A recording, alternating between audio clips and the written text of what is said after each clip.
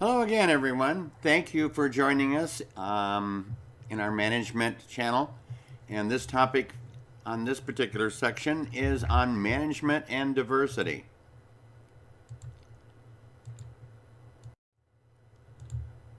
Many organizations reported the biggest investment challenge facing them over the next 10 years is going to be obtaining human capital and optimizing their human capital investments. And as you can see in some cases in the current state of Amazon, they're moved to robotics to try to fulfill their lack of employees. Why? Changes in demographic makeup of employees, ages, gender, educational levels, ethnicities, all these things are changing how the workplace is. And if you look at this little chart here, the composition of the U.S. population, it shows the difference between 2010 and 2050. And notice that the minority growth is going to grow.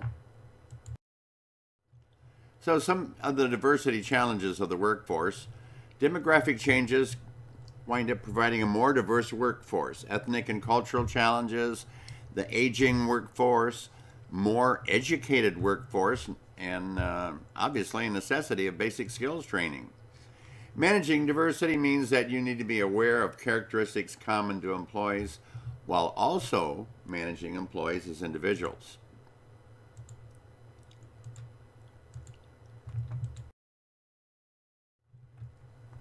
If we take a look at this chart, you'll see the annual earnings of full-time U.S. workers by education. Those who have less than a ninth grade education make probably about $21,000 to $27,000 a year. Those with a bachelor degree or more make anywhere from $58,000 to $86,000 a year.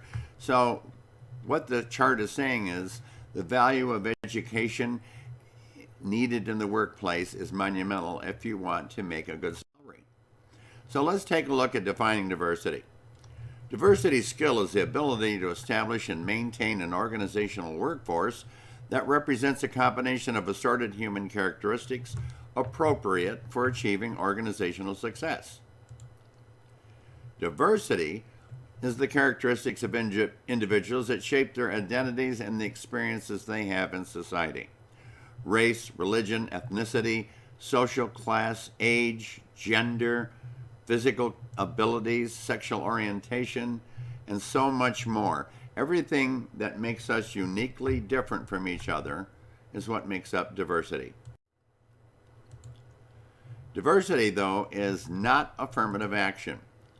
Affirmative action is purposeful steps taken by an organization to create an employment opportunity for both minorities and women. And there are different levels of diversity. There's surface level diversity, which are those differences that are observable to the eye, typically unchangeable and easily to measure. Age, sex, race, ethnicity, physical disabilities, and the like. Deep level diversity are those differences such as personality and attitudes that are communicated through verbal and nonverbal behaviors and are learned only through extended interaction with others in the workplace. Managed properly, conversion from surface to deep level can result in a better understanding and reduced prejudice and conflict, and thus improving social integration. Some of the challenges faced by managers today is age discrimination, treating people differently because of their age, treating young people one way as opposed to older people another way, sex discrimination, treating people differently because of their sex. Glass ceiling is the invisible barrier, and we're going to talk about this again, that prevents women and minorities from advancing to the top in organizations. Properly defined, glass ceiling is the invisible barrier that prevents minorities and women from advancing beyond a certain level in the organization. To break this glass ceiling, organizations need to truly value and manage diversity to create equal opportunities for everyone. Racial and ethnic discrimination, treating people differently because of their race or ethnicity. And then there's disability discrimination, treating people differently because of their disability. Again, deep level is differences that can be learned only through extended interaction with others. Personality, attitudes, beliefs, thinking styles, values. Understanding others' personalities can help us define the proper interaction. The big 5 personality dimensions are: number 1, extroversion, the degree to which someone is active, assertive, gregarious, sociable, talkative, and actually energized by others. Emotional stability is the degree to which someone is not angry, depressed, anxious, emotionally insecure, or excitable. Agreeableness is the degree to which someone is cooperative, being both polite, flexible, forgiving, good-natured, tolerant, and trustworthy. Conscientiousness is the degree to which someone is organized, hardworking, responsible, persevering, and more towards an achievement-oriented posture.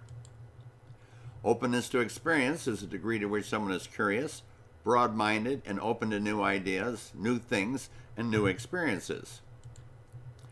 Open-mindedness is the degree to which someone is open-minded to change, open to new ideas, and open to curtail their prejudices and biases. So we want to promote the following practices: skills-based diversity training, training that teaches management the practical skills they need for managing a diverse workforce, such as flexibility and adaptability, negotiation, problem solving, and very important, conflict resolution. Awareness training is that training that is designed to raise employee awareness of diversity issues and to challenge the underlying assumptions or stereotypes that they have about others. So, we also want to look at diversity audits, formal assessments that measure employee and management attitudes. We want to investigate the extent to which people are advantaged or disadvantaged with respect to hiring and promotions, and thus review our diversity-related policies. Diversity pairing is a mentoring program where people of different cultural backgrounds, sexes, or races are paired together to get to know each other and change their stereotypical beliefs and attitudes. So let's talk about managing diversity. Managing diversity includes the legal, demographic, economic, and political considerations. It has become an area of vital importance to an organization's long-term success and their bottom-line results. As a reminder, diversity is the degree of difference among members of a group or an organization, and thus that could be age, race, ethnicity, religion, gender, but also their ability. Diversity also consists of sexual preference, their expectations and personal values, their lifestyle, their socioeconomic class. Are they rich or are they poor, middle class? Their function or position in the organization. And as a manager, remember you're going to have to lead a diverse workforce with equal respect and in an ethical manner, thus treating everyone the same. So let's take a look at consideration of diversity. Look at all the dimensions that are here. In the orange are the basic general ones that we're all aware of. But as you branch out, you look that it could be religion, it could be their language, it might be their style of communication or their personal habits, it could be their job title, their seniority, their management status, etc. So diversity, again, is everything that defines how we differ from each other. Majority groups are the group of people in the organization that hold most of the positions, that command the decision-making power, control of resources and information, and have access to the system rewards. Minority groups are the group of people in the organization who are fewer or lack critical power, resources, acceptance, and social status within the organization. So there are advantages of a diverse workforce. There's cost savings, increased productivity, better quality of managers, and a workforce that is more resilient when they're faced with change. So how different are we as a global population? Now these numbers are about 10 years old, but the idea was if we could shrink the Earth's population to a village of exactly 100 people, With all existing human ratios remaining the same, it would look like this. 57 would be Asians. 21 of them would be Europeans. 8 would be Africans. 14 would be Latin Americans. Of that, 51 would be females. 49 would be males. 70 would be non-white. 30 would be white. 50% of the entire world wealth would belong to only 6 people. 80 would live in substandard housing. 70 may not be able to even read. 50 would suffer malnutrition. 1 person would be near death, and only 1 would have a college education, which also leads to only 1 at the time would own a computer. Now that's changed more and more today. As technology has become more prevalent, the prices come down a bit, but you can see how we differ if you look at the whole world. Ethnocentrism is our tendency to judge other groups less favorably than our own. So if we're white supremacists, we think that we are better than all the rest, and we don't like African Americans, we don't like Latins, we don't like Asians, etc. We think that we are the best. So that's a prejudice. It's a preconceived notion or opinion or assumption about an issue, the behavior, or about groups of people. Stereotype, whether positive or negative, is an assessment of members of a group or their perceived attributes. And discrimination, therefore, is the act of treating an issue, person, or behavior unjustly or unequally based on the stereotypes or prejudice we hold.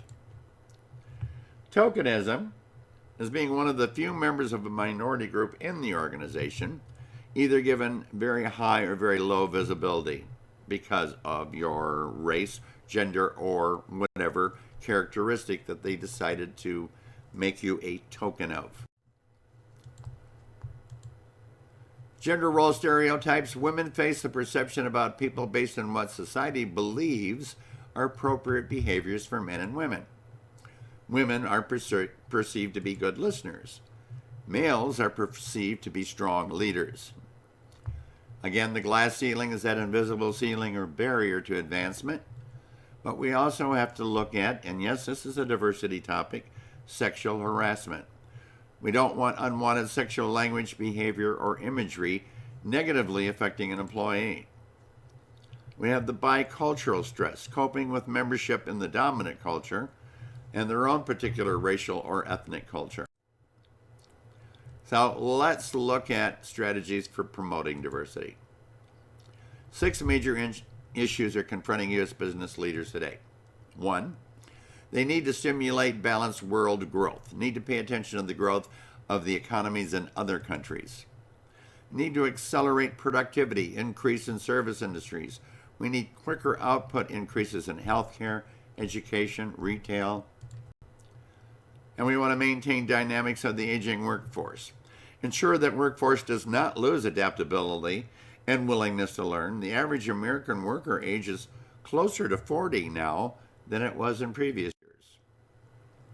We want to reconcile conflicting needs of women, work, and families. Policies regarding the pay, fringe benefits, time away from work, pension, all those are still out of date. We also want to fully integrate African American and Hispanic workers into the economy, as a declining number of traditional white male workers requires blending minority workers in with the old and bring them into the fold. And we need to improve education and skills of all workers. Key to growth and competitiveness is to educate, cross-train, and develop your workforce, and make sure it's a diverse workforce. There are a variety of methods employed, from ignoring differences to actually taking some kind of effective action. Pluralism is the environment in which differences are acknowledged, accepted, and seen as significant contributions to the organization. We do this in 5 major ways. 1, the golden rule approach. Based on the do unto others as you would have them do unto you, emphasizes individual morality. Treat everyone the same. Assimilation approach advocates shaping organizational members to fit the existing culture of the company. There's a pressure to conform. Righting the wrongs approach, addressing the past injustices experienced by a particular group and correcting them to a righter way so that everyone is equal. Culture-specific approach teaches employees the norms and practices of another culture, prepare them to interact with people from that culture effectively. And we have the multicultural approach.